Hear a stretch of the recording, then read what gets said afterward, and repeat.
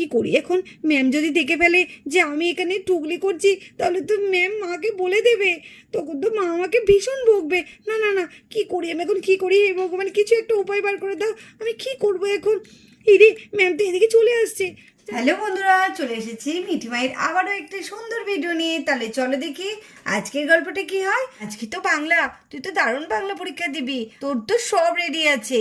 না না, আমার ভীষণ ভয়ও করছে, জানি বাংলা পরীক্ষা, তবুও আমার ভীষণ চিন্তা হচ্ছে, জানি না কেমন প্রশ্ন আসবে। এবার তো আবার নতুন ম্যামটা প্রশ্ন করবে, তো যাই হোক, আমাকে একটু হেল্প করিস? ঠিক আছে, সে দেখা যাবে। এই মিলি, আমাকে কিন্তু একটু বলবি, হ্যাঁ? আমি বাংলাতে জানিস তো খুবই কাঁচা, আর আমার যা বানান ভুল হয়, আমি তো পারবোই না। আমাকে একটুখানি হেল্প করিস মিলি। আরে, আমি তো তোর কাছে হেল্প চাইবো, তুই আবার আমার কাছে হেল্প চাইছিস উল্টে? আমিই তো পারবো না কিছু, যাই হোক না কেন, তুই আমাকে বলিস, আমি তোকে বলে দেবো। আমি যদি পারি তাহলে তোকে আমি বলবো, আর তুই যেটা পারবি সেটা আমাকে বলবি। কি ঠিক তো? হ্যাঁ, এইসব নিয়ে তুই একদম চিন্তা করিস না, আমি ঠিক তোকে বলবো। এই হেমা, আজকে আমাকে একটু হেল্প করিস রে। আমি না কালকে থেকে কিছু পড়া করিনি, আমার এক্সাম দিতে ভালোই লাগছে না। মাকে বললাম যে আমি এক্সাম দেবো না, মা আমার কাছে জোর করে পাঠালো। জানিস, মা জানে আমি খুব ভালো এক্সাম দেবো, কিন্তু আমি তো এক্সামে কিছুই পারবো না। কি করি বলতো? কি আবার করবি? এক্সাম তো দিতেই হবে, এক্সাম না দিলে হবে? আমি যেগুলো পারবো না একটু বলে দিস রে, আমি না কিচ্ছু পড়িনি একদম। ঠিক আছে ঠিক আছে, আমি তোকে বলবো। পূজা, তুইও তো বাংলাতে ভীষণ ভালো, তো নিশ্চয়ই ভালোই পরীক্ষা দিবি বল? হ্যাঁ, আমার তো বাংলাটা খুব একটা খারাপ লাগে না, চেষ্টা করবো ভালো দেওয়ার। আর এদিকে ক্লাসে ম্যাম ঢুকেও পড়েন। Good morning student. Good morning ma'am. Very good morning. তোমরা একটু চুপ করে বসো, তোমাদের আগে নামটা প্রেজেন্ট করে দিই, তারপরে তোমাদের আমি খাতা দেব, ঠিক আছে? Roll number 1 Mahi. Yes ma'am. Roll number 2 Puja. Yes ma'am. Roll number 3 Mithi. এই হেমা, আমি না আজকে দুটো কাগজ এনেছি জানিস তো, ওর মধ্যে থেকে যদি কমন পেয়ে যায় না, তাহলে তো বেশ ভালো হবে। তাই নাকি? এই আমাকে একটুখানি তাই দেখাস কিন্তু। হ্যাঁ, দেখাবো দেখাবো, তুই শুধু একটু দেখিস ম্যাম যেন না এদিকে আসে। Role number 3 Mithi. Role number 3 Mithi. কি ব্যাপার মিঠি? আই মিঠি। হ্যাঁ ম্যাম, হ্যাঁ, ইয়েস ম্যাম, ইয়েস ম্যাম। মনে হচ্ছে তুমি এখানে এক্সাম দিতে আসোনি, গল্প করতে এসেছো। বেশ ভালো, তাই না? মনের আনন্দে গল্প করছো। আজকে এক্সাম বলে আমি কিছু বললাম না, দ্বিতীয় দিন যদি দেখি না তোমায় দেবে এক্সামে, আমি দিতে দেবো না। সরি ম্যাম, ভুল হয়ে গেছে, আর কখনো হবে না। Roll number 4 Mili. Yes ma'am. Roll number 5 Heba. Yes ma'am. Roll number 6 Ruhi. Yes ma'am. এইভাবে ম্যাম এক এক করে সবারই রোল নাম্বার ডেকে নেয়। চলো, তাহলে তোমাদের ঘন্টা পড়ে গেছে, আমি তাহলে তোমাদের খাতার প্রশ্ন একসঙ্গে দিয়ে দিচ্ছি। মাহি, পূজা, মিঠি, এমা, মিলি, রুহি, তোমরা সবাই প্রশ্নপত্র পেয়ে গেছো? হ্যাঁ ম্যাম। বাহ, আর তোমাদের বাংলার প্রশ্ন কিন্তু ভীষণ সোজা এসেছে, কেউ কথা বলবে না, চটপট লিখে নাও। বাও, কি দারুণ প্রশ্নগুলো, এগুলো তো আমি কালকে রাত্রেই পড়েছি, এগুলো তো আমি সব পারবো। এত সোজা আসবে আমি তো ভাবতেই পারিনি। মাহিদি, কি দারুণ প্রশ্ন এসেছে বল। আমি তো সব কমন পেয়েছি, তুই পেয়েছিস তো? হ্যাঁ, আমিও সব কমন পেয়েছি। আরে, দিদি তো সব কমন পেয়েছে বলছে, আর আমি তো কমনই পাইনি, কারণ আমি তো পড়েই নি। তাহলে তো দিদি ভালো নাম্বার পেয়ে যাবে, মা তো আমার কাছে আশা করে আমি ভালো নাম্বার পাবো। কিন্তু দিদি যদি পেয়ে যায়, তখন তো আমি মায়ের কাছে খুব খারাপ হয়ে যাব, মা তো আমাকে আর ভালোই বাসবে না। কি হবে এখন? আমি টুকলিটা বার করতেও পারছি না, এদিকে ম্যামও আছে, কি করি না? কেউ কাউরিটা দেখবে না, যে কথা বলবে তাকে কিন্তু আমি আর পরীক্ষা দিতে দেবো না, খাতা কেড়ে নেব। চুপচাপ পরীক্ষা দেবে।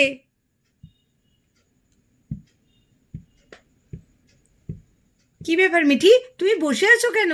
এত সোজা প্রশ্ন এসেছে, নাও নাও তাতেই লিখে নাও, এরপরে তো আর সময় পাবে না, তাই না?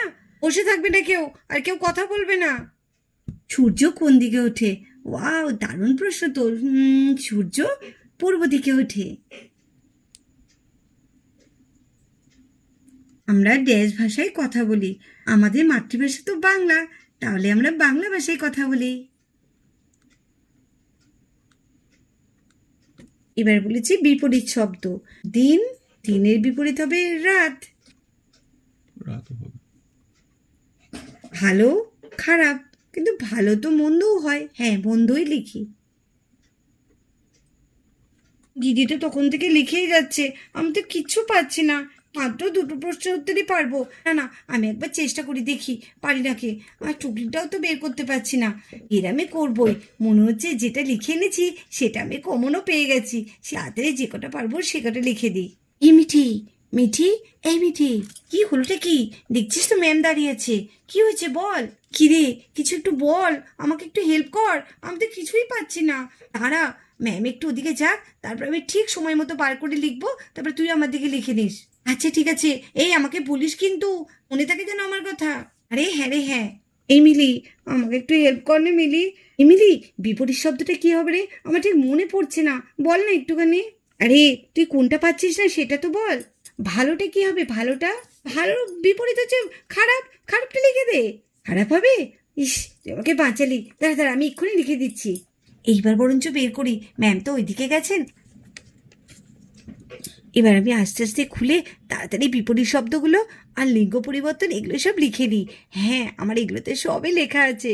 আর এদিকে মিঠি বাড়ি থেকে লিখে আনা কাগজের টুকরোটা বের করে ফেলে, আর সেটা দেখে দেখে লিখতে থাকে। কি হলো, কথা কেন? পরীক্ষার সময় তোমাদের কথা বলতে হবে? কথা না বললে কি হয় না নাকি তোমাদের? দিদি, ম্যাম তো এদিকেই আসছে। এই মিঠি, ম্যাম আসছে। মিঠি ঢোকা, না হলে কিন্তু আজকে কেস খেয়ে যাবে মিঠি। এই মিঠি, কি করি এখন? ম্যাম যদি দেখে ফেলে যে আমি এখানে টুকলি করছি, তাহলে তো ম্যাম মাকে বলে দেবে, তখন তো মা আমাকে ভীষণ বকবে। না না না, কি করি আমি এখন, কি করি? হে ভগবান, কিছু একটা উপায় বার করে দাও, আমি কি করবো এখন? এই রে, ম্যাম তো এদিকে চলে আসছে। মিঠি, তাড়াতাড়ি সরা রে, ম্যাম কিন্তু আসছে। হ্যাঁ, আইডিয়া, এই কাগজের টুকরোটা নিয়ে আমি দিদির পাশে রেখে দিই, তাহলে ম্যাম ভাববে দিদি টুকে টুকে লিখছে। কি মজা, তখন দিদিরই পরীক্ষাটা বাতিল হয়ে যাবে। হ্যাঁ, তাই করি তাই করি। এই তো, হ্যাঁ, এই তো হয়েছে, ব্যাস আমার কাজ সাকসেস হয়ে গেছে। আরে এই মিঠি, তুই এটা কি করলি? মায়ের শীটের মধ্যে রেখে দিলি কেন? এই, তুই নিজের কাজটা নিজে কর।